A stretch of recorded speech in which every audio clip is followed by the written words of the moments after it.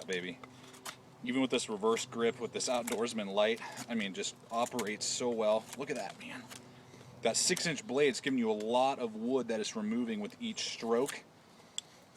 Very comfortable in my hand, no hot spots as I use it in this reverse grip, and I really like to cut like this when I'm processing for a long period of time wood. Very comfortable. Look at that, man. I mean, I'm just destroying that wood. And just a fun knife to use. So much fun for the price point, around 25 bucks shipped. Can't go wrong. I mean, why not?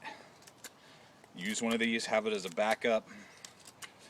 So lightweight too, easy to wield, you know, at basically 5.5 ounces of the knife itself in my hands. So simple, lightweight to use and wield. I mean, just so much fun. You can just see there how much wood I'm just destroying with this Outdoorsman Lite.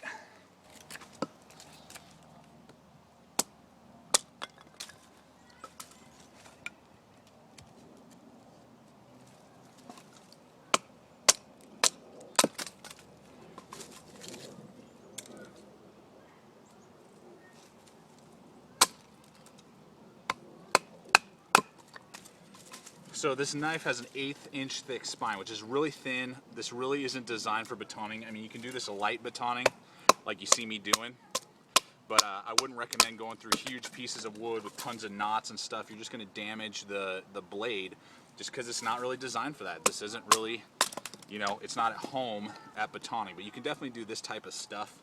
You know, just the light stuff. If you need to make some kindling, you got a little bit of wood. Here's a knot. Let's just see how it does.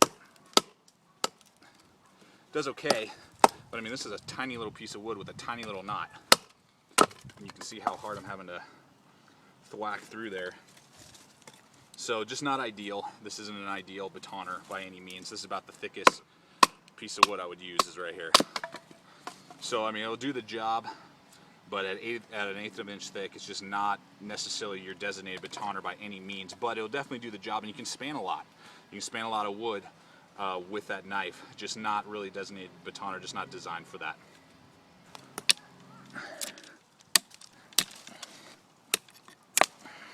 So the Outdoorsman Lite does not have a lanyard hole. It is full Tang, as you can see back there. The Tang is exposed, which is nice, so you definitely know that it's full Tang. It has no lanyard hole though, so it's not, and it only weighs, you know, 5.5 ounces. It's not going to be your designated chopper. I mean, it can, you know, clear light stuff like this. I'm going to try and go right through here. There you go. But I mean, this piece of wood I could easily snap on my knee. You can see there. It'll do it. And it'll clear light brush, branches, you know, that type of stuff. But I just don't have a lot of leverage. It weighs really nothing, which is awesome for wielding and carrying, but not for chopping. So I mean, this is very thin. Let me see if I can find some other stuff here for us. Here we go. Here's a hard one. Let's see.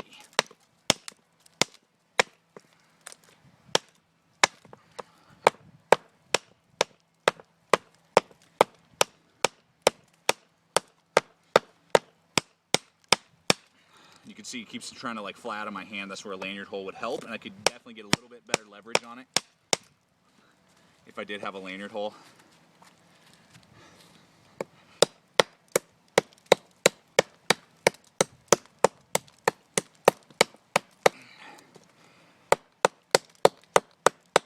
There we go. So you saw the amount of effort that I had to put into, I mean, probably about 1.5 inch little piece of wood there. So again, not a designated chopper. It will do the job and can clear very light brush, but without the lanyard hole and how lightweight it is, just not necessarily the best chopper in the world. All right, here's a 1-ton rated piece of cord, nice and thick, about 1/4 inch thick. I'm gonna use the Outdoorsman here. No pressure, boom. Gonna slice right through that. Goes right through that cord like a breeze. That's why that belly is just so awesome. I love that. Still holding it edge well after all the other tests that we've been doing today. Cutting, slicing, batoning, hacking. Still cutting rope. and hard rope very easily. This would be a good car knife. You know, you just want to throw a cheap knife in your car for your bug out bag, but that could, you know, cut a seat belt and cut some man-made materials without any problem. Boom, that's just a push cut. Just pushing straight down, no sawing side to side or anything. Boom, there you go. Gonna cut that very easily. Man, look at that. And that's the plus.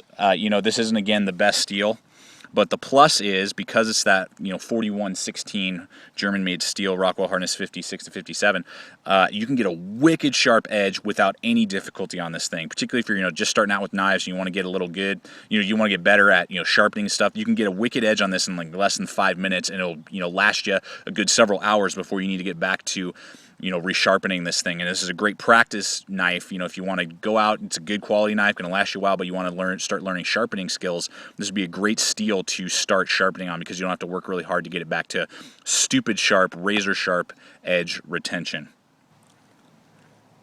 All right, so in conclusion, I just want to give you the basic specs and my overall feel and what my recommendations for this knife. Again, 6-inch blade, hollow grind. It's made out of German 4116 stainless steel, Rockwell hardness 56 to 57, so it's going to be right around your 440A type of steels. You know, I mean, by no means a high quality steel. It's a budget steel, to be sure.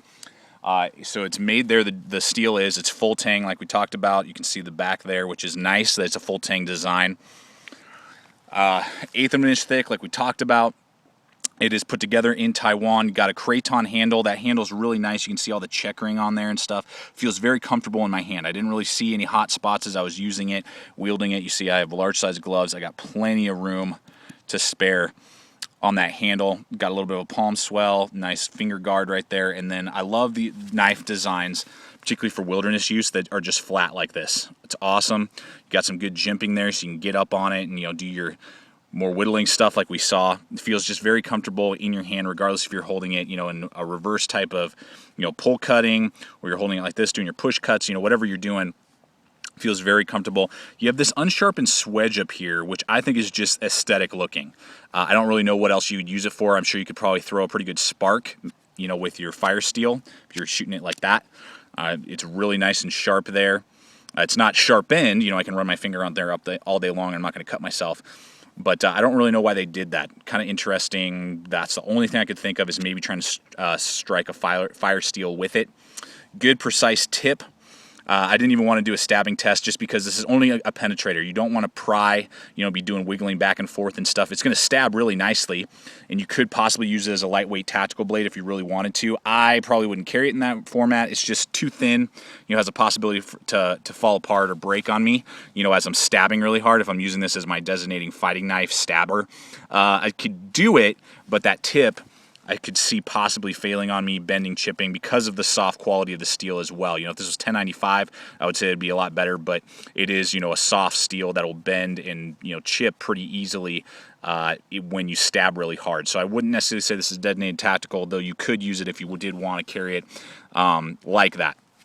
So overall, excels at just basically your camp task: carving, whittling, you know, slicing, preparing your food, you know, chopping down maybe a couple little branches, some limbs, clearing, light brush, you know, that type of stuff is going to really excel at. Very sharp, and it's very easy to resharpen, guys. It's still wicked sharp. I've done a lot of testing with it today, you know, batoning with it like we've seen, hacking, chopping, slicing a ton of wood, and it still has kept a good edge.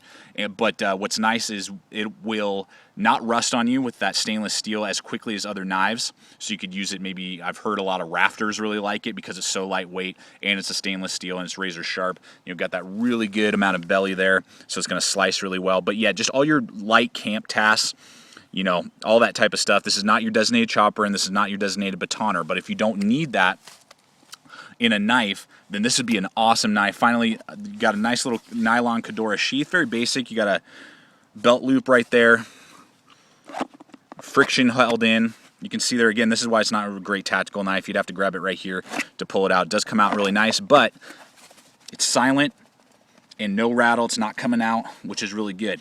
So again, fully compact like that, it weighs in at 6 ounces, which is super lightweight for a 6-inch blade.